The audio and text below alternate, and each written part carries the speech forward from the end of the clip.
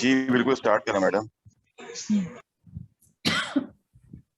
Bismillahirrahmanirrahim. Assalamu alaikum. Assalamu alaikum everyone. We are again here with the course from the DOHS, the first DOHS course of diabetes and endocrine.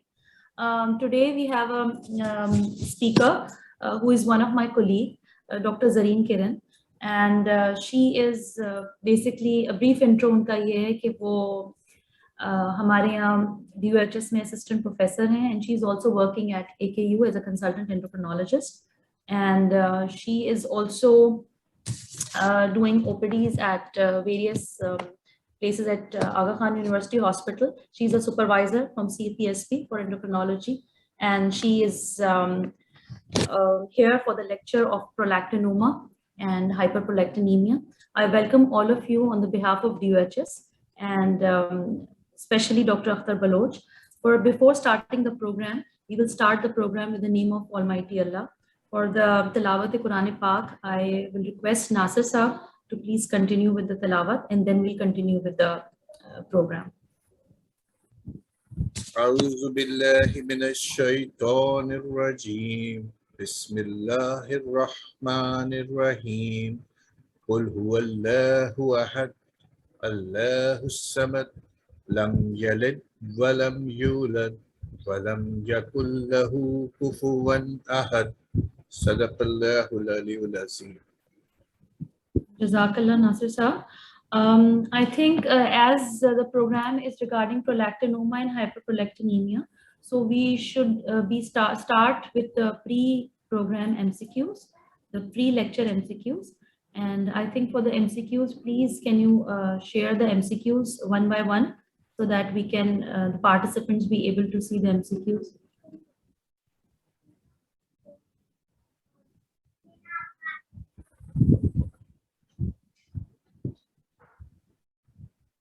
If you allow, Nida, I would like to, launch the questions myself and then read them out so that participants can, participate in the polling, because they have the. I think I have done your introduction, so you can start with the MCQs and then with the lecture.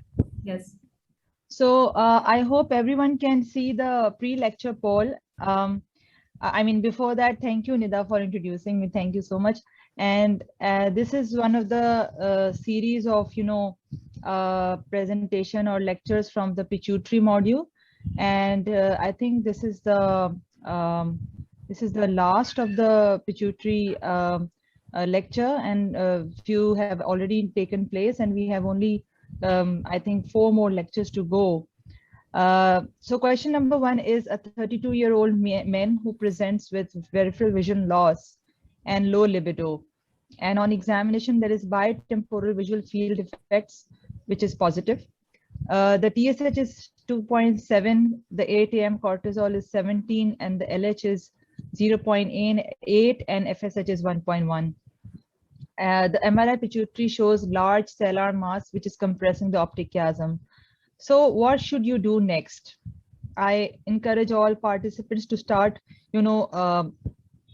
opting for the questions, for the answers. Option A is serum alpha subunit. Option B is serum free T4. Option C is serum ACTH. Option D is serum prolactin, and option E is serum testosterone.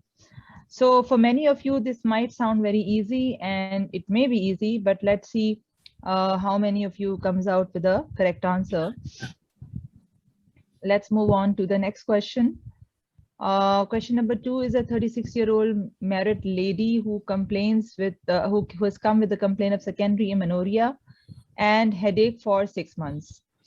Her last born child is 2 years old. On examination, she has a Ferriman-Galloway score. This FG score is Ferriman-Galloway score, which is done for hirsutism, and this is 8 out of 32. The visual confrontation examination shows that there is left inferior temporal field defects.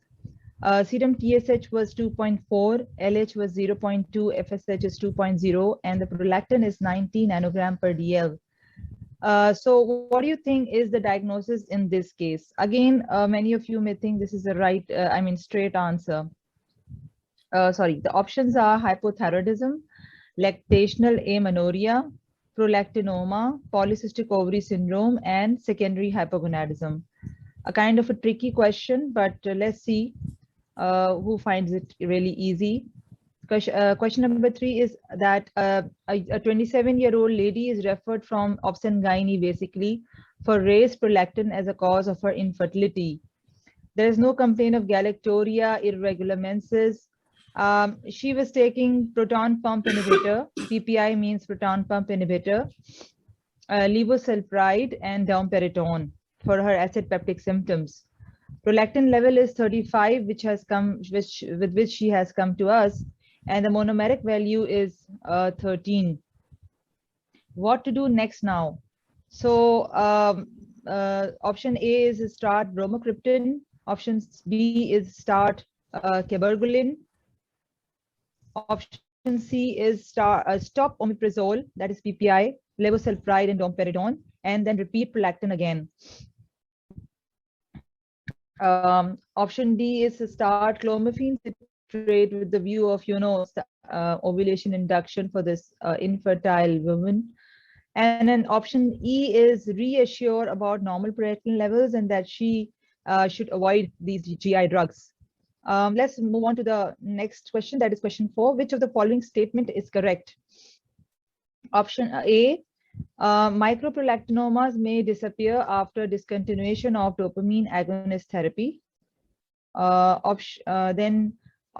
Number B is macroprolactinomas grow rapidly, but tumor size does not correlate with serum prolactin levels. Option C is for prolactin levels greater than 100, sometimes check for the drug risperidone. Option D is levels greater than 500 are exclusively observed in patients with prolactinomas. And option E is giant prolactinomas are those which are larger than 2 centimeters in diameter. So which one of these 5 statements is correct? Again, this is a good question and good, I think, subject review for those who are, doing endocrinology. Question number 5. In pregnancy, what is the correct approach to manage prolactinoma? So again, you have to opt which sentence is correct, right? Bromocriptine should be continued during pregnancy. Cabergoline is contraindicated during pregnancy. MRI should be repeated in every trimester in case of macroadenomas. And visual assessment should be done periodically in microadenomas and macroadenoma both. Steroids should be used during prolonged labor in pregnant women with macroadenoma. So I'm giving you another half a minute for completing your polling, because I could see many of you have not been able to complete it probably. There are many participants, but the polling is finished for 9 participants so far. So try to complete the questions as much as you can. So at least 10 out of 15 participants have been able to complete so far. So okay, let's end the poll now. And we'll discuss these questions again after the lecture. Okay, so can I start the lecture now, Nida?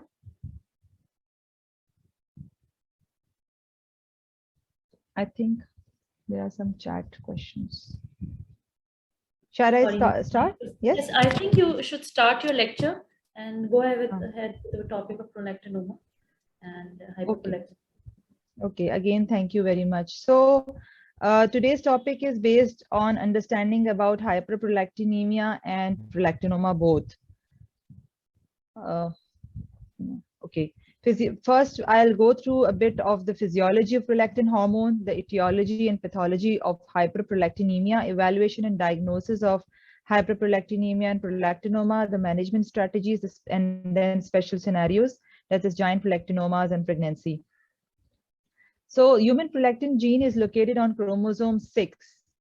Prolactin is a 199 amino acid polypeptide containing 3 intramolecular disulfide bonds. It circulates in blood in various sizes. The 23 kilodalton monomeric, that is little prolactin, 48 to 56 dimeric, that is big prolactin, and the polymeric form larger than 100, That is the big prolactin, often called macroprolactin. The monomeric form is the one which is the most active one. Now, this is just to show you that prolactin is not something which is not being influenced by the various stimulatory and inhibitory factors. And these are quite, cumbersome to understand too, but one must not forget the basic background pathophysiology related to it. So there are inhibitory factors like dopamine, the factors coming from the hypothalamus.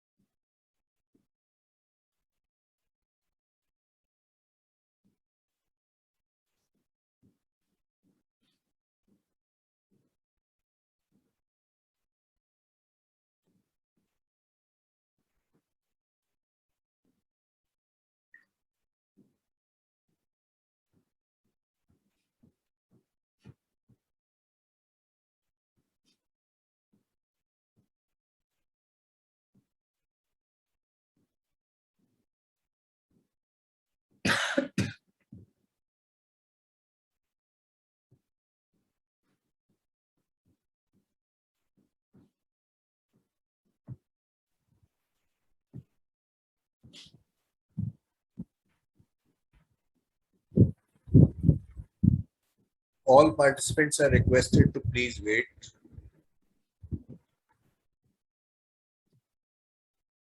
Okay, I thought that this is due to my connection. I think the connection has been lost. Yes, madam was Can lost. everyone hear me now? Am I back? Yes, yes, yes. नहीं, Yes, मेरे okay, ख्याल में madam. मेरे पास जी कुछ madam गड़बड़ आपकी हुई है। आवाज आ रही है। जी, नहीं मैडम कुछ आपकी आवाज क्लियर आ रही है। ठीक है, thank you. So physiological variation, prolactin secretion occurs episodically like many other pituitary hormones with 4 to 14 secretory pulses over 24 hours. Highest levels are achieved during sleep time and lowest levels are achieved between 10 a.m. and noon time.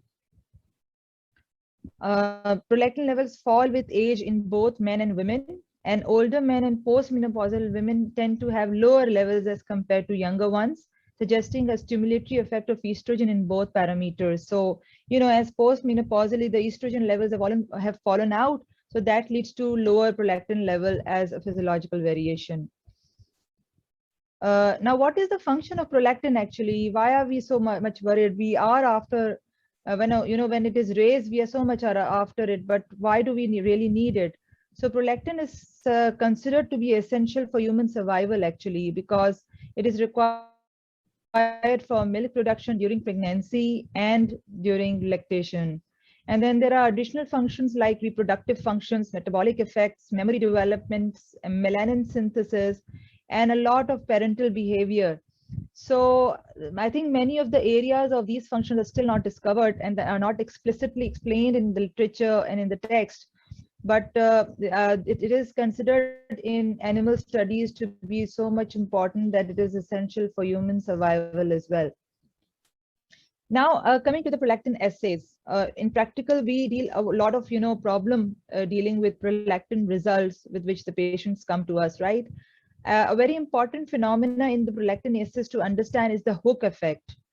So prolactin radioimmunoassay is a highly specific form of checking prolactin levels, and clearly it distinguishes prolactin from the growth hormone with which it is very closely associated with regards to its structure. The immunoradiometric and chemiluminescent prolactin assays, they have improved assay efficiency and turnaround time, reproducibility, and sensitivity as well. Extremely high prolactin concentrations may saturate the ability of these assays to detect the correct level, reporting falsely lower value because of the single dilution technique commonly used, that is known as hook effect. What happens then that this results in misdiagnosis of prolactin secreting macroadenomas as clinically non-functioning adenomas, with normal prolactin levels being reported in about 5% of the patients. So the patients are actually harboring a large pituitary tumor, which is secreting prolactin. And because of the hook effect phenomena, it turns out that they may think that this is just a non-functioning, and the slightly normal, the normal prolactin or the slightly raised prolactin is probably due to stalk effect. So what is the solution to this hook effect? You should ask if you clinically suspect that this is hyperprolactinemia with which the patient has come with the symptoms and signs clinically, then you can ask the lab to do special dilutions and subject the sample with more dilutions, that is 1/200, before ordering this assay. So this is a diagram where you can understand the hook effect more clearly. If you see here, the legends are shown. This is a capture antibody. This is an antigen. The white ball type thing is or a bulb type thing is an antigen. And then there is a signal antibody, which has a signal with a dot and a circle around. So when looking at the right side of the screen, when the serum sample is checked in the lab, the antigen, capture antigen, is there, and then signal antibody comes to highlight the number of the antigen. Antigen is prolactin. And when you wash the sample to detect how many capture antibody, the signal antibody could detect the number of molecules of prolactin, what happens that the signal antibodies are less in a number. They take away the wash sample of the antigen, and those remain behind are the ones which are capture antibody. The capture antibody binds all the antigen, but it does not show. So in actual, what happens, the signal antibody is showing that there is only one prolactin molecule here. However, there are many, if you count, like 4 in the bottom and 5 here. So out of 9, only 1 is being shown. This shows that there is a hook effect, which is not showing the actual number of the prolactin molecule. This is something very important to understand, especially for the fellows, and they may be asked about this phenomena, how to explain it in their exam. Now coming to hyperprolactinemia, there are many causes like physiological, pathological, and drug-induced. I won't go into much detail, but just to figure out, the physiological causes are pregnancy, lactation, stress, sleep, exercise. And during pregnancy, of course, what happens that the normal pituitary gland is supposed to increase in size by almost 2-fold. And this may result in a marked increase in the number of prolactin producing cells, and then a relative decrease in the other hormones as well. And the serum prolactin may rise up to 207 microgram per liter. Remember to look for the units with which you are describing the hormone levels. Be sure wherever you are comparing these hormones from the previous report, the units are same, otherwise you have to convert it. So 207 microgram per liter means 20,000 actually. Idiopathic hyperprolactinemia is another condition which is a physiological condition, and elevated circulating prolactin level is found in patients in whom no cause is identified otherwise, and this is considered to be idiopathic. And these cases are relatively resistant to dopamine therapy as well. Mean serum prolactin in patients with idiopathic hyperprolactinemia is usually less than 100, but they may come to you symptomatic. Then there is another condition which is called macroprolactinemia. Again, this is physiological because it is not due to some abnormality in the prolactin secreting cells as such. So there are two causes of hyperprolactinemia due to decreased clearance of prolactin, which includes chronic renal failure and macroprolactin. Macroprolactinemia reflects larger circulating prolactin molecules, which exhibit markedly reduced bioactivity and represents 85% or more of the total prolactin. Few clinical abnormalities can happen with this type of macroprolactinemia, that is sexual dysfunction and galactorrhea, as well as osteoporosis. How to screen for the presence of macroprolactinemia? When do you suspect that this can be macroprolactin?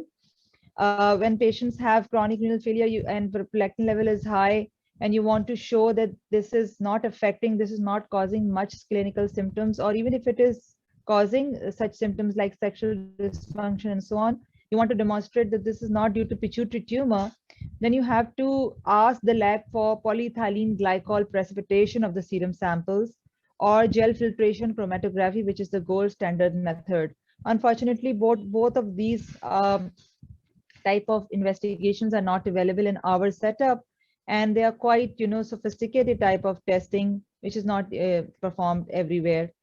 So in such cases, when you think that patient does not have much symptoms and the high prolactin is being shown in the lab, you can expect that this can be macroprolactin, and you can periodically follow them. This is a list. Sorry, this is a list of pathological causes of hyperprolactinemia. Again, you can see hypothalamic pituitary stalk damage with tumors, infiltrative disorders, trauma, radiation.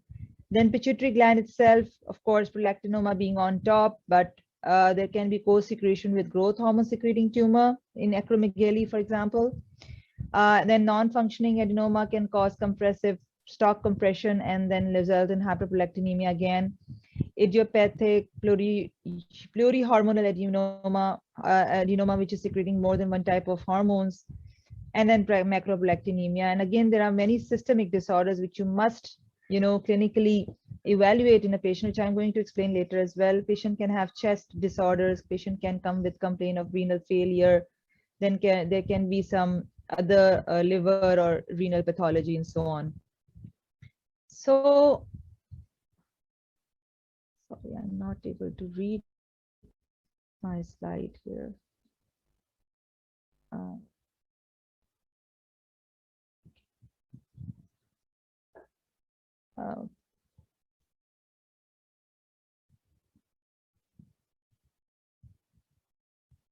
Okay.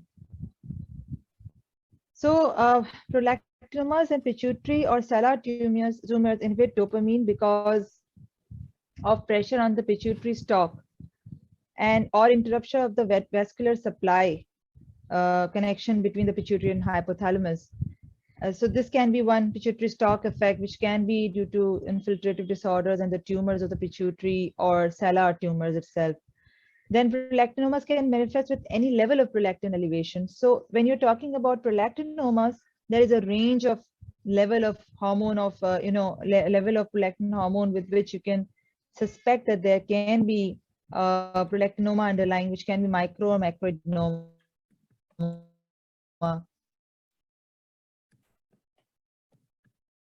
Functioning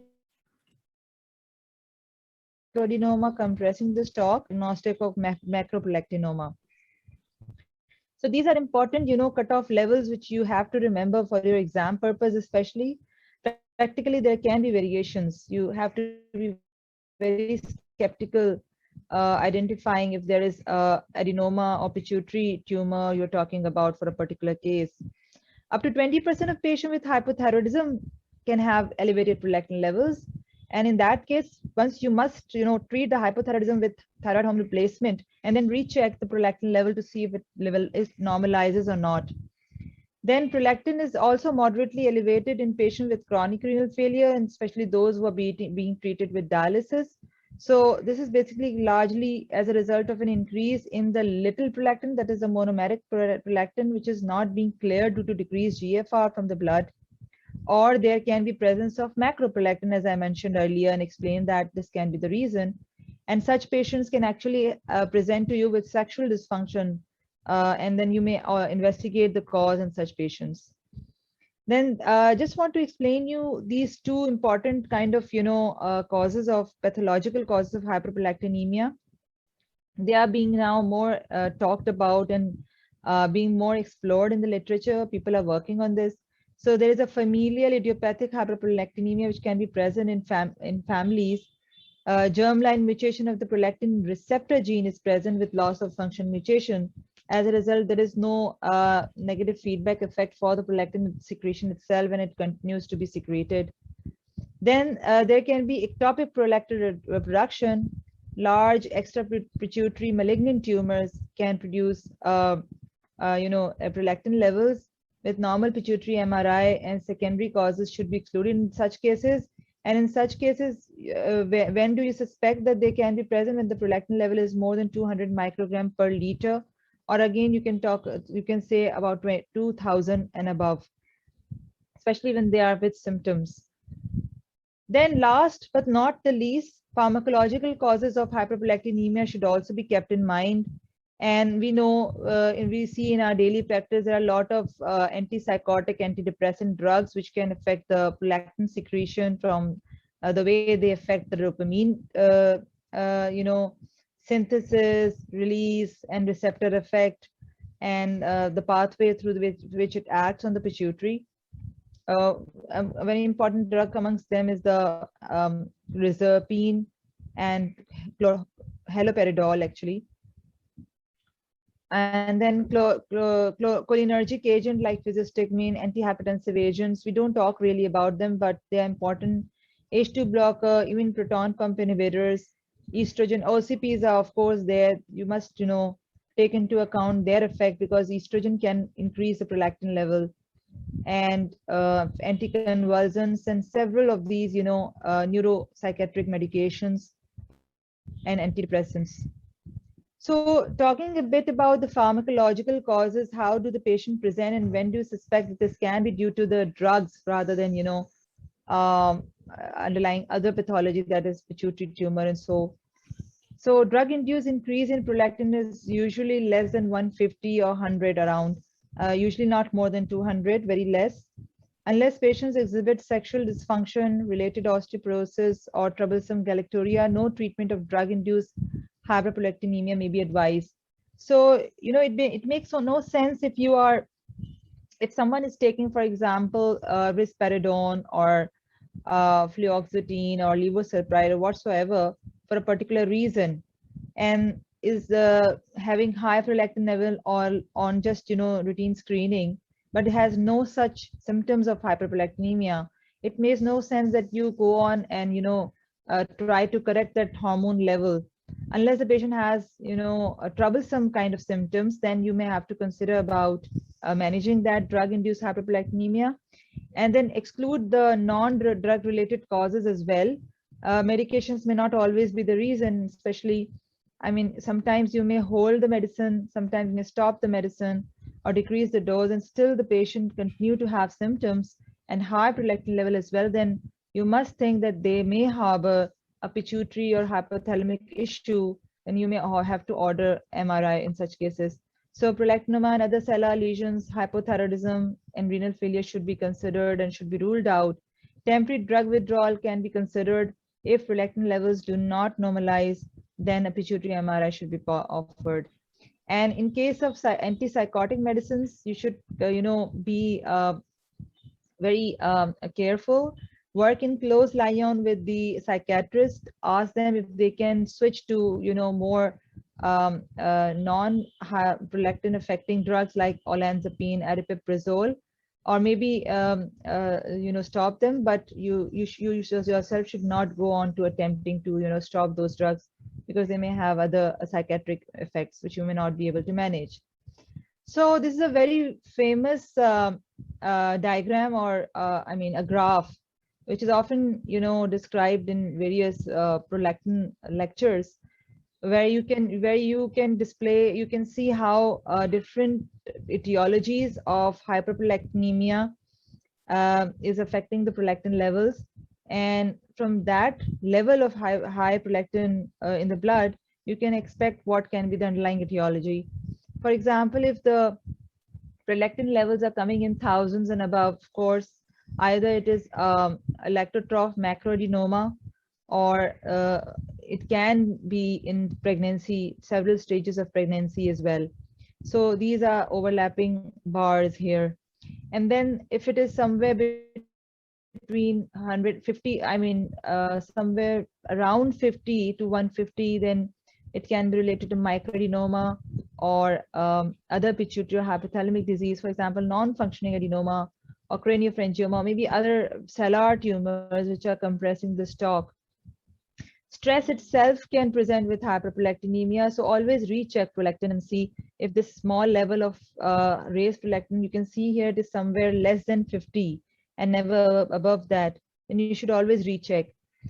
Drugs can have a level of prolactin from 50 to 150 again, or even 200 sometimes, but there are only few drugs which can cause such high levels, so be skeptical about them.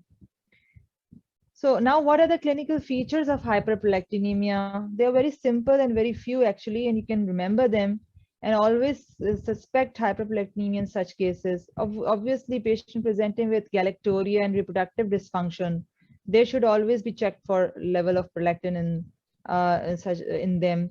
Women may present with galactorrhea associated with a range of menstrual disorders, and they can actually present with infertility. Patients with postpartum amenorrhea, hyperprolactinemia, and galactorrhea can also have prolactinomas. So be careful when you are suspecting this is a lactational hyperprolactinemia rather than, prolactinoma itself. So be careful in interpreting and, following the history. Keep them on regular follow-up to see if they have stopped lactation and still they are producing high prolactin levels. So galactorrhea can also infrequently occur in men, and when it occurs, that means they are harboring a big size tumor, because developing galactorrhea in men is only when they develop gynecomastia, and then before that they should have undergone hypogonadism and decreased libido. So there can be a bit, subacute kind of history in such cases. Men can present with features of hypogonadism and sometimes just tumor mass effects. So talking about tumor mass effects, compressive effects on visual structures can happen. There can be loss of vision, bitemporal hemianopia, superior bitemporal defects, decreased visual acuity, and they can have headaches, seizures, hydrocephalus, raised intracranial pressure effect. They can have nerve palsies and exophthalmos if the tumor is, really large, and, giant plaquinomas which are invading the structures. A sudden insult in pituitary macroprolactinoma can also happen, and patients can present with pituitary apoplexy.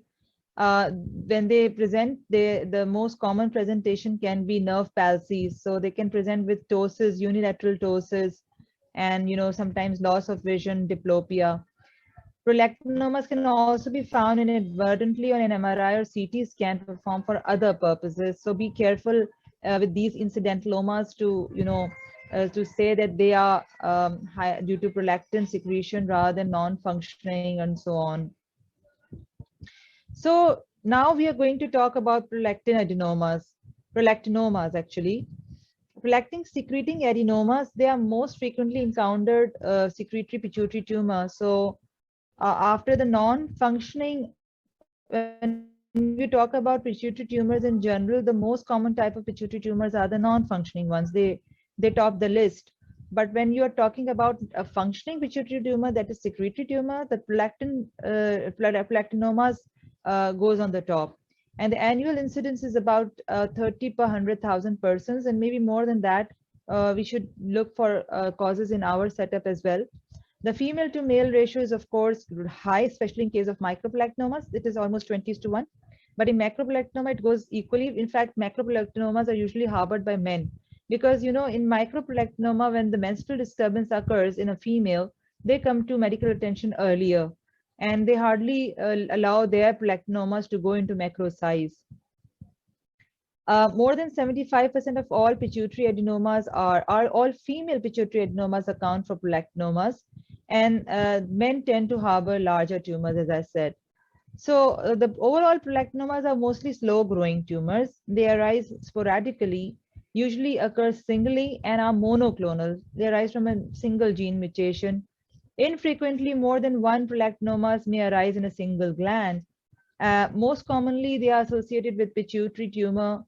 They are the most commonly associated pituitary tumor with MEN1 syndrome. And then there can be familial prolactinomas itself, other than the features of MEN1, just like I told you about familial hyperprolactinemia, which can be due to loss of prolactin receptor gene mutation, loss of function of the prolactin receptor gene mutation. Micro versus macro, what are the differences? Microprolactinomas may disappear after discontinuation of dopamine agonist therapy, but 7 to 14% may continue to grow. Whereas macroprolactinomas, they grow rapidly. The tumor size often correlates with the serum prolactin levels. For prolactin levels greater than 200, sometimes check for the drug risperidone. So risperidone is one of the drug which has been mentioned in the literature to be, causing very high prolactin levels in patients. But I have seen practically other drugs as well, like for example, levosulfide. I've seen very high levels of, prolactin, somewhere 7,000 with risperidone. with levosulfide actually. So be very careful when you are checking for a particular drug which is related to the prolactin level. Then you must, think that if this drug is actually the reason for this high level of prolactin, and if you see that the tumor is not visible on the MRI, then you can say, okay, this is the drug which is causing this high level. Giant prolactinomas are the prolactinomas which are larger than 4 centimeter in size, with a serum prolactin of higher than 1,000, and they can occur more commonly in men. So this is about how the clinical feature, the characteristics of different prolactin adenomas is like, and you should recognize so that you can understand the behavior of these prolactinoma in managing a particular patient. The tumor mass effects of these prolactinomas are also the same, just like the I described about the visual field effects and so on. They may manifest with signs and symptoms which can result from size and invasiveness, but for microadenomas, they can be entirely asymptomatic. They are usually 2 to 3 millimeter to a maximum up to 1 centimeter in diameter as well. And they can also invade the surrounding structure despite their small size. And sometimes they may not be actually detectable on MRI. And in such cases, you label such cases as idiopathic hyperprolactinemia, but they may actually be harboring these small tumors which are not detectable on MRI.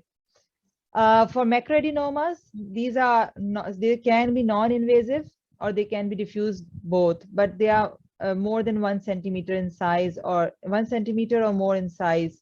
And they can be huge tumors that may impinge on the paracellular structures, that is the cavernous sinus, internal carotid artery, and surrounding temporal lobe. Now let's see how do you evaluate a case of hyperprolactinemia, right? So again, I cannot see. And if an initial serum prolactin concentration is only slightly elevated, that is between 21 to 40 or less than 50, then the test should be repeated again, as I mentioned you earlier in that.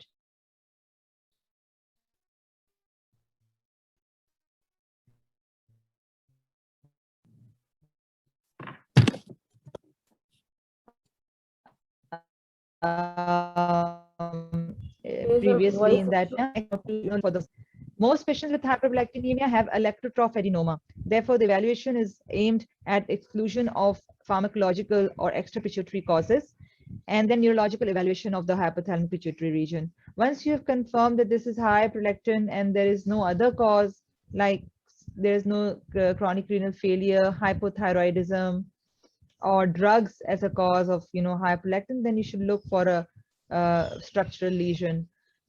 Take a proper history, check for the presence of pregnancy, any medications, compressive symptoms, headache, visual symptoms, any hypothyroid or renal disease.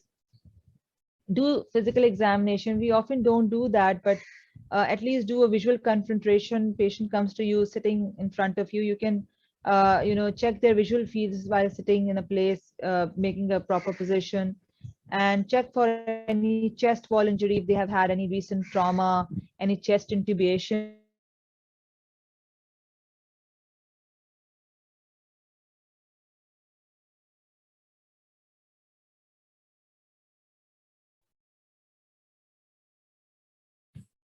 The extra pituitary causes, that is hypothyroidism and renal insufficiency.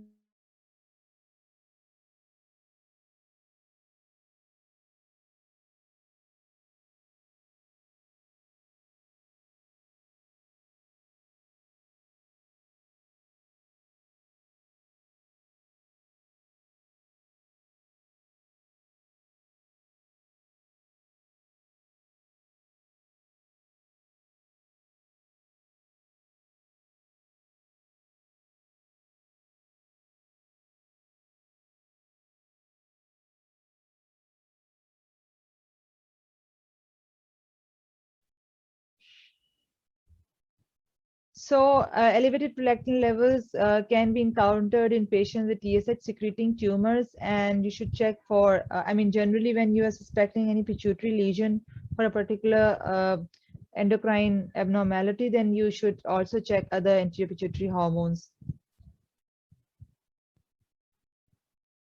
There are no stimulatory or suppressive endocrine tests that can distinguish between the various causes of hyperprolactinemia. So be careful.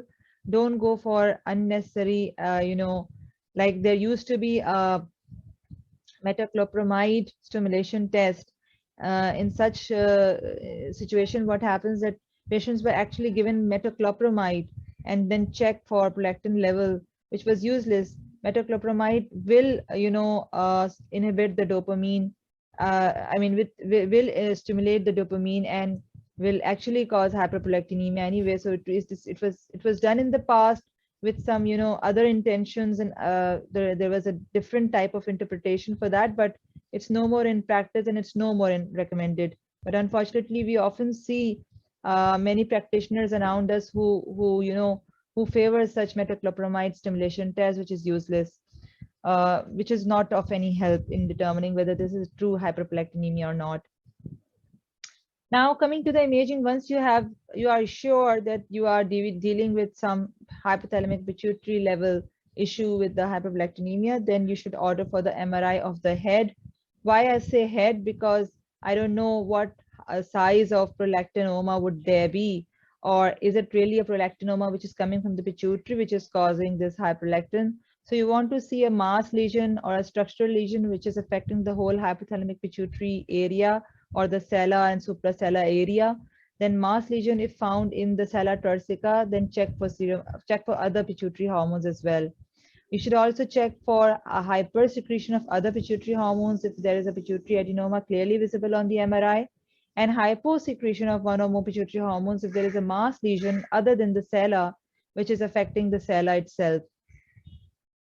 If the MRI shows normal hypothalamic pituitary region and there is no obvious cause of hyperprolactinemia, then there can be two possibilities. That is idiopathic hyperprolactinemia, when the lesion is very small and not visible on the MRI, and there can be familial hyperprolactinemia with prolactin receptor gene mutation, as I mentioned earlier. This is a brief overview of what I've explained for evaluation of hyperprolactinemia. When you see a clinical picture of hyperprolactinemia, order for prolactin level, see what is the level. If it is less than 200, then investigate for secondary cause, and if you found a secondary cause, then deal accordingly. If you don't find a secondary cause, then that means you want to see the central cause, that is, then you have to order for MRI. If there is a high prolactin that is more than 200 from the first step, then of course you have to see MRI straight away, and then there can be macroprolactinoma which is causing a high prolactin. Otherwise, if there is a microadenoma, which can be the reason for microprolactinoma, or sometimes there can be no tumor, and in that case you label it as idiopathic or familial. Now, the last section of this talk today is the management. What are the indications for treatment? There are two principal reasons why you want to treat hyperprolactinemia. One is that there can be an existing or impending neurological damage due to the large size of the tumor, or sometimes patient can have, or patients usually have hypogonadism and other symptoms due to hyperprolactinemia like galactoria. Treatment is three-pronged. Number one is medical treatment, number two is surgical, and number three is radiation. I don't have to, recall the concept that this is the only pituitary tumor, functioning pituitary tumor, which has medical treatment as the first line. We teach this in undergraduate level as well, but we should know as a postgraduate and beyond, mostly the fellowship level, that medical treatment is the first line of treatment, regardless the size of the tumor. You should go for medical treatment option first. Treatment goal in medical treatment is optimization of or normalization of prolactin level and signs and symptoms, and complete tumor removal or shrinkage with a reversal of the tumor mass effects. In medical treatment, the dopamine agonist drugs are the widely recommended treatment of choice. Number one is cabergoline and number two is bromocriptine. Prolactinomas completely or substantially resistant to medications are infrequently encountered. And in such cases, you say that this is a dopamine agonist resistant prolactinoma. These resistant patients may have partial or complete resistance. That is, a tumor may shrink, but not completely, vanish away. And the prolactin levels are lowered, but they are not completely normalized. So talking about the drugs, cabergoline is the first line therapeutic choice now in most patients, and because they have longer duration of action and are usually administered once or twice weekly, so they're very compliant kind of a drugs. Tumor size reduction and stabilization is achieved in more than 80% of the cases, and normalization of the levels is also achieved in 75 to 90% of the cases. They are this is more effective than bromocriptine in restoring the ovulatory cycles and fertility achievement, and even, you know, resolving the headache associated with prolactinoma, large prolactinoma. And they are better tolerated than bromocriptine because of the fewer side effects. Talking about bromocriptine, it is a semi-synthetic ergot-alkaloid dopamine agonist. It normalizes prolactin level and restores abnormal menstrual function as well in 80 to 90% of cases. It also leads to visual field improvement, shrinks the prolactinomas in 80% of the cases. But sometimes when you stop bromocriptine, the tumor size may result in tumor may rapidly re-expand again. So that's why it is less effective as compared to cabergoline. Resistance to dopamine agonists as a whole may reflect reduced dopamine 2 receptor binding site or receptor gene polymorphisms, which you cannot determine in our setup easily, and it is only through clinical monitoring and other parameters that you may determine that this is a drug resistant kind of a prolactinoma. This is a MRI of a prolactinoma allelotroph adenoma in a patient of 37-year-old man who presents with headache, and he was found to have a large macroadenoma, right? This is a big size tumor. And he was offered with cabergoline, and only after 2 months, the size has decreased, the prolactin level has gone down from 7,000 to 745. And if you see after 12 months, this large picture, the tumor has actually gone and the prolactin level has actually normalized. So that is the reason why we are saying that medical treatment is the first line treatment. What are the adverse effects of dopamine agonists? Of course, nausea. It occurs in more than 50% of the cases, I would say. Nasal stuffiness, depression, digital vasospasm. These are more frequently with higher doses, but patient often complains about dizziness, chakkar aa rahe hain, and loss of consciousness rarely. They can have postural hypotension. That is the reason for this dizziness. And signs and symptoms of psychosis or exacerbation of the pre-existing psychosis can happen in some cases because you are, enhancing the dopamine effect, whereas the drugs which inhibit it are used as antipsychotics. So do take the history of psychotic symptoms or previous use of medications for such symptoms. Otherwise, you will land such patient in psychiatric setup. Then cerebrospinal fluid rhinorrhea, CSF leak, can happen in around 6% of patients with macroadenoma or giant prolactinomas and functioning as a cork. And then that can risk meningitis, because what happens when you give these dopamine agonist drugs, the tumor size starts shrinking all of a sudden. And as the tumor is removed from that, from the area where CSF is supposed to leak through, the sphenoid sinus or the scribriform plate, then what happens? Then the all of a sudden the pressure of the CSF gets relieved, and CSF rhinorrhea can happen. In such cases, there is a risk of meningitis. You should warn the patient that if you develop fever or signs of meningism, they should report to you. Rare side effects include hepatic dysfunction and cardiac arrhythmias. I have put this statement, which is very important and often, asked in the exams.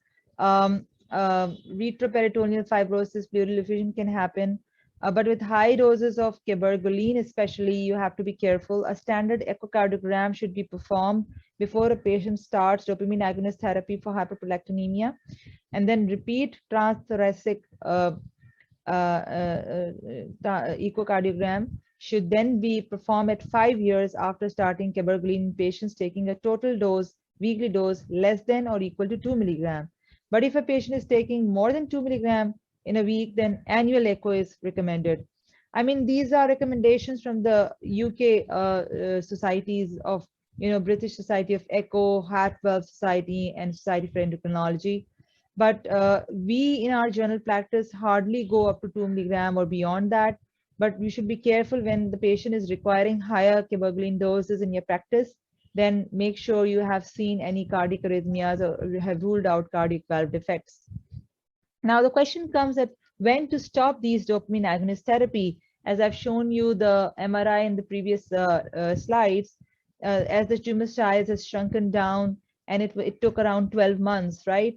So the good candidate for withdrawal would be at least 2 years of cabergoline has been given to that patient for microprolactinoma. So for micro, you can stop the treatment after 2 years.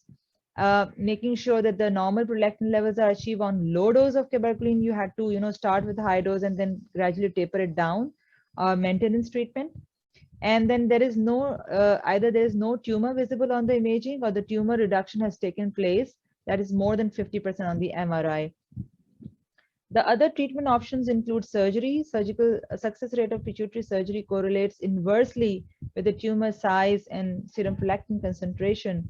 For microprolactinoma, high surgical cure rates are present and recurrence is also high, around 17%. So that's why microprolactinomas are usually not offered surgery because they often easily managed with medications.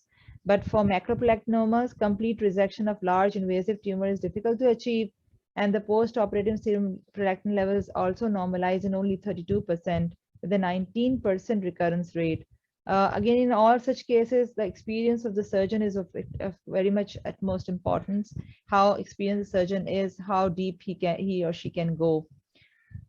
Now, what are the indications for surgery? Prolactinomas that are resistant to dopamine agonist therapy, pituitary apoplexy or CSF rhinorrhea. In such cases, you may offer the patient for surgery. Prophylactic transsphenoidal surgery in women with macroprolactinomas, potentially threatening vision during pregnancy. So if a patient who's planning pregnancy and is harboring a macroadenoma, you should offer her a prophylactic surgery so that during pregnancy, the tumor size may not increase much. Patients who cannot tolerate available dopamine agonists, they are the candidates, and then they sometimes they prefer surgery over medications, so they can be offered surgery other than medicines. Then talking about radiation therapy, broadly, we have two types of radiations, that is conventional radiotherapy and stereotactic type of radiosurgeries. In the stereotactic type of radiosurgery, we have linear accelerator radiotherapy or gamma knife radiotherapy and cyberknife surgery as well. This is effective in controlling or reducing the size of tumor, but it may take years to achieve its maximal effect. Hyperpituitarism can happen as a side effect of irradiation. And this is, however, useful in the control of the tumor growth overall, but it is not as effective as dopamine agonists because it requires time. And by the time it has its effect, you have to keep the patient on medication anyway. Then lastly, moving on from medical surgical radiotherapy, there can be cases where prolactin is still there. They are giant prolactin tumors and they are unresponsive to any type of therapies. Then chemotherapy agent, that is temozolomide, has been offered. This is an alkylating compound that readily crosses the blood-brain barrier and may control the tumor growth in individual patients. Now, how do you determine that? How would you determine that this may be effective in such cases? So once that patient has undergone surgery and you've got the histopathology specimen, you can ask the histopathologist to see if there is any response to tumors, if there is any staining which is present to O-methylguanine DNA methyltransferase. If the tumor shows low tumor staining with this enzyme, then the response to temozolomide would be good. However, this technique and this step is again not possible in our setup. Now talking a bit about pregnancy, normal pituitary does enlarge during pregnancy, and pregnancy-associated tumor enlargement can occur in 1.4% of women with microadenomas and 16% of women with macroadenoma. So it is a more difficult and challenging situation when the patient is harboring a macroadenoma rather than a micro. Dopamine agonists can be used during pregnancy to prevent tumor growth. It seems prudent to reduce the fetal exposure to medication if possible. So ideally you should avoid it, but if the patient seems to have a tumor increase in tumor size effect or mass effect, then you may offer the patient with dopamine agonist therapy, trying to be at as much lowest dose as possible. This is a, kind of a summary of how do you manage prolactinoma in patients who are pregnant, microadenoma versus macro. In micro, the approach is very simple. Just discontinue dopamine agonist therapy when the patient becomes pregnant. Periodically examine for visual field changes during pregnancy if the patient complains, or if the patient, or whenever the patient comes to you for a routine checkup. And you can order for postpartum MRI after 6 weeks of delivery. And in case of macroadenoma, ideally you should go for surgery before attempting pregnancy.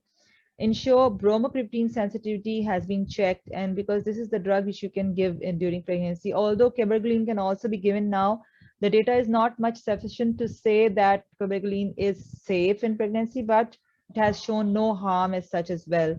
So there are no adverse effects so far, so you can offer such both treatments. Monitor visual fields expectantly and frequently during pregnancy. Administer bromocriptine if vision becomes compromised, or continue bromocriptine therapy throughout pregnancy if tumor previously had affected vision before attempting pregnancy.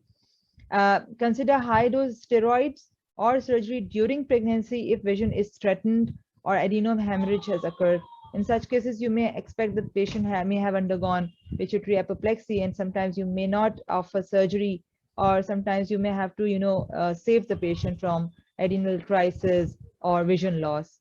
And again, in such case, also you should offer for postpartum MRI.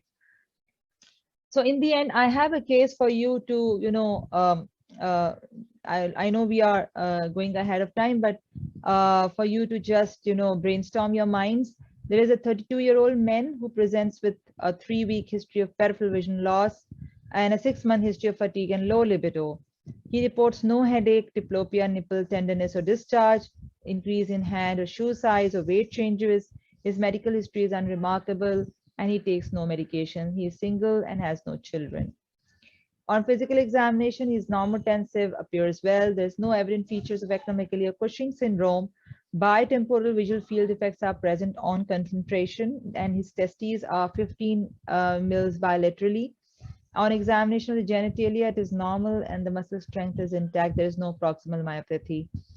Laboratory test shows that serum prolactin is 45 nanogram per ml. IGF-1 is 122 nanogram per ml, which is within the range. TSH is 2.7. 8 AM cortisol is 17, which is normal. LH is 0.8 and FSH is 1.1. These are low. The MRI of the brain shows a large stellar mass which is compressing the optic chiasm. Hope you can appreciate how large snowman type figure this is. So which of the following laboratory measurements should you order next? Would you like to check for serum macroprolactin, serum free T4, serum prolactin in dilution, serum testosterone, or serum alpha subunit?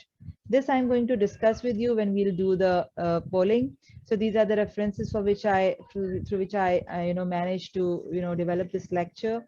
And in the end, thank you very much. We are very short of time, I know. Over to you, Nida, if you want to say Thank you very anything. much. It was a very nice lecture, Dr. Zareen, and you have covered each and every point regarding hyperprolactinemia and prolactinomas. I think we have few questions here. Dr. Salman, if a patient prolactin level are high but less than 200, and we have excluded secondary causes as well, and MRI is normal, no family history. So what's long-term management and follow-up of this, if this follow-up if idiopathic? Idiopathic. So yes, even if this is idiopathic, you have to see the symptoms. What are the symptoms? If patient does not have any symptoms, you can just leave. If there are no menstrual irregularities, patient does not have galactoria, you are not seeing any pituitary tumor, MRI is normal. What will you treat? What do you want to target? You don't have to correct the lab. Prolactin assays can have variations, right? Prolactin has physiological variation. Prolactin is affected by so many drugs, stress. You should always recheck prolactin. One thing which I didn't mention in my lecture was that checking prolactin without tourniquet. Even when you apply tourniquet on the arm to take the blood sample, remember this can put stress on the patient, on the procedure of sampling as well. So when I used to, when I had an experience of working abroad and, in the endocrine center, they used to check prolactin without tourniquet. So such temps can be done, and then you can determine whether this is harboring a pituitary tumor or not, and you can repeat MRI as well. I hope that answers. The rest of the questions he has also asked, but I think you have covered all the pregnancy aspects and Yes. the follow-up. Yes. And I think is the one question is that from my side, is the prolactin level time related, as you have mentioned it is 10 a.m. to 1 p.m. Yes, So should we there are. check prolactin level at certain time, like? Um, Usually we don't, offer patients, ask patients to, have a particular time for checking prolactin, but in, as a rule of thumb in endocrinology में हमारा ये rule है कि hormone time is the early morning time. So whenever you're not sure कि कब hormone check करना है, ask the patient go early morning fasting. That will give you the correct answer, the right answer for any level of discrepancy with regards to physiology. Same goes with prolactin, growth hormone, TSH, even parathyroid hormone. You need fasting for that as well. And so it's better if you ask the patient to go early morning, then you can get a good result, a better result. Cabergoline dose and titration has been asked, but I want to say that, usually we want to give a higher dose of these medications so that they can have a good effect. One important question which is asked in the exam, in endocrine fellowship exam, when you start cabergoline to a patient for prolactinoma, say for example, if patient has a visual field defect, comes to you with a biotemporal field defect, examiners often ask के अब वो उसकी vision कब ठीक होगी, उसका response कब ठीक होगा. एग्जाम पेशेंट पूछना चाहता है कि डॉक्टर साहब मेरी विजन ठीक होगी कि नहीं, मैं कोई आई चेकअप कराऊं, आई प्रोसीजर कराऊं. So you can reassure them that this cabergoline will have its effect within 72 hours. After 72 hours, it should have an effect of tumor shrinkage and improvement of the vision. And if that doesn't happen, then you can ask the patient to come back soon. So you can decide further management कि भाई इनको जल्दी से surgery के लिए भेजना है, I review के लिए भेजना है कि नहीं भेजना. So that's why we want to give a higher dose.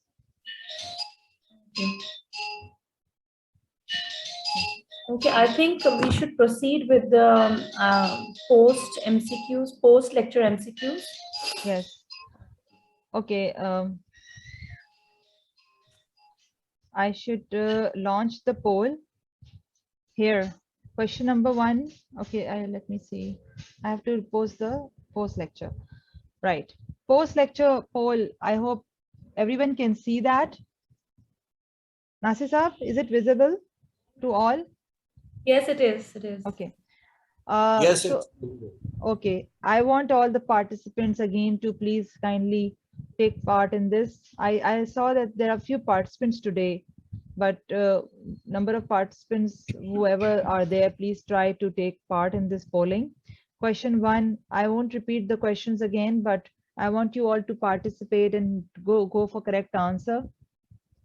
Then I will see how much you have improved, and then I will also discuss each question. I'll take another half minute for that, because we are already ahead of time.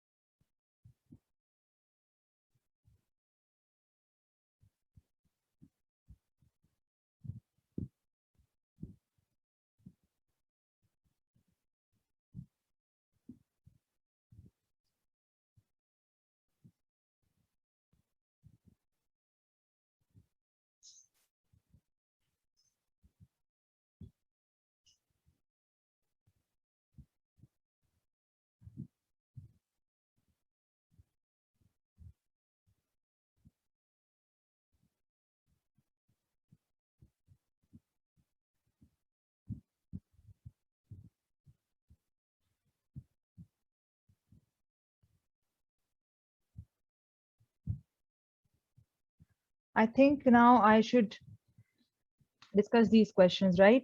So question number 1 is very easy. almost all of you have opted for the right answer. I don't have to discuss really. This is serum prolactin. If I go for question number 2, again, I believe most of you have opted correctly. So one of you have opted for polycystic ovary syndrome, but I don't know why. I mean, having a high prolactin with 90 and there is the FG score is normal, right? We as Asians can have a score of 7 to 8 somewhere. And with that inferior temporal field defect, don't you want to go for an MRI imaging? You should rule that out, right? I mean, why lactational amenorrhea? These are all, to basically to, distract you. These are red herrings. They are all the causes of hyperprolactinemia, but look at the scenario. Patient has got an inferior temporal field defect. You have to go for an MRI, and in the options available here have only prolactinoma, which gives an answer related to the brain imaging. Some of you have raised hand and want to ask something. Please write in the chat box.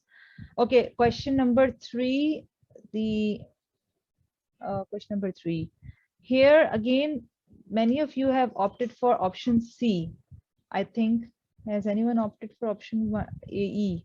Only one candidate has opted for option number E. The correct answer is E, okay? It is not C. I know many fellows and attendees here. Please, देखें scenario क्या है कि there is no galactoria, there is no irregular menses, ठीक है? And जो prolactin level है 35 with monomeric 13 normal है, 13 is normal. So आपने drugs works तो चले ठीक है, despite taking drug अभी जो latest level वो लाई है उस पर भी she is having monomeric 13. So reassure her कि this is a normal prolactin level and that she can just avoid GI drugs for any prolactin level discrepancy. Stopping these, PPI and all that is also an option. And with that also you can go for repetition of prolactin and see कि prolactin normalize हुआ. लेकिन अभी जो prolactin को लाई है उसमें भी you can see कि patient has a monomeric level which is normal. So the best answer among these 5 would be to reassure about normal prolactin levels and that she can just avoid the GI drugs. ठीक है? Question number 4. The correct answer here is microprolactinomas may disappear after discontinuation of dopamine agonist therapy. This is the only option which is correct. The rest of the options are incorrect, and I have shown you in my lecture in one of the slides कि इनके क्या issues हैं. Macroprolactinoma, they grow rapidly, but tumor size does not correlate. No, tumor size does correlate. For levels more than 100, check for drug risperidone. No, risperidone causes higher level of prolactin. More than 200, you can suspect कि risperidone होगा. Levels 500 are exclusively observed in patient prolactinomas. No, sometimes there are some drugs which can cause such high levels of prolactin, right? Exclusively is not the term. तो इस तरह की wordings जो होती है ना क्वेश्चन के ऊपर, टर्म सेंटेंस के ऊपर, उससे थोड़ा सा आप सोचें, वो आपको थोड़ा सा हिंट दे रही होती हैं. Again, giant prolactinomas are 4 centimeter in size. They are not 2 centimeter वाले. So the correct answer here is A. In question number 5, जो last question है, in pregnancy, visual assessment should be done periodically in micro and macrodenomas. ये आप सबने सही answer किया है. All of you have corrected right. And the rest of the options are wrong. So I'll just stop sharing and share the results. I don't know if most of you can see the results as well. That's it for the post-lecture poll. And regarding this case that I discussed with in my lecture in the last, the MRI had shown, can you see my slides? Yes, we are able to. So the case was about, a man who has come with symptoms of hypogonadism, and he is otherwise clinically fit. The prolactin is slightly raised, 45, but if you see the FSH-LH is also a bit low. IGF, TSH is and cortisol is perfectly normal, and there is a big tumor here. So what do you think? क्या हो सकता है? क्या आपको इसमें और do you want to check for serum testosterone because he's hypogonad, or you want to check for FT4 and macroprolactin and so on? The correct answer here is to see serum prolactin in dilution. जब मैंने आपको शुरू में बताया था कि sometimes there can be hook effect, or hook effect के लिए you have to ask the lab to check serum prolactin in more dilution, at least 1:100. With that, you can have more normal levels of, the correct level of prolactin. You can determine that. I hope that's all for today, I think. Yes. I think, thank you very much, Dr. Zareen, for this very wonderful, elaborated, and covering all the points regarding hyperprolactinemia and prolactinoma. I'm sure everybody is now able to understand hyperprolactinemia. In the end, I would like my worthy professor, HOD, Head of Department of National Institute of Diabetes and Endocrinology, to please, sir, comment. Dr. Akhtar Ali Baloch. Sir, please comment on and say your few expertise and your few comments regarding hyperprolactinemia. Assalamu alaikum to everyone. Assalamu alaikum, sir. Alaikum. I think we have a wonderful session today, teaching session, and Dr. Zareen has delivered a very good lecture, a lot of knowledge and wisdom. And we commonly see in our clinical practice hyperprolactinemias with various causes.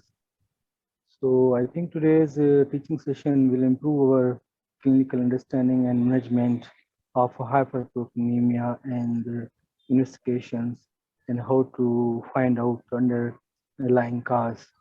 So I hope we will be getting more fruit of this today's knowledge and lecture and teaching session, not only for us, for everybody who has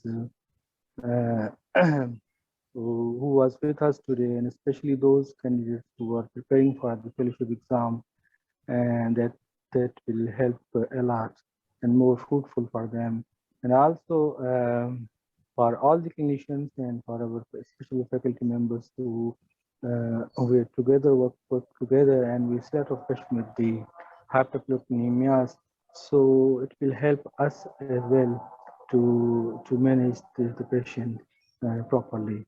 And with those words, I would like to thank Dr. Zareen and all of my faculty members who are very supportive and very facilitating this first course for our fellows, and I would say for everybody, because we day by day we're improving our knowledge with very good teaching sessions, and we have a very good teaching session on every Sunday.